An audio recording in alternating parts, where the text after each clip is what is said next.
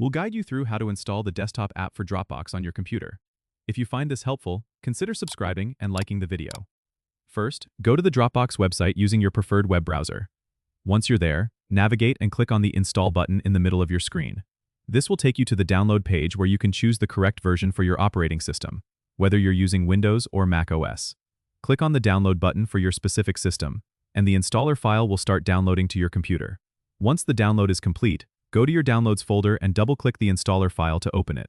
Follow the on-screen instructions to complete the installation process.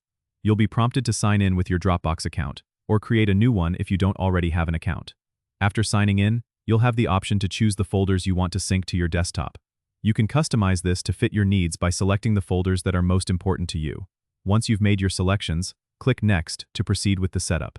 The Dropbox app will now be installed and accessible from your desktop, with a folder created for easy access to your synced files. You'll also notice a Dropbox icon in your system tray or menu bar, which you can click to open the app or manage your settings. And there you have it. Dropbox is now installed and ready to use on your desktop. Don't forget to subscribe and comment if this helped you out.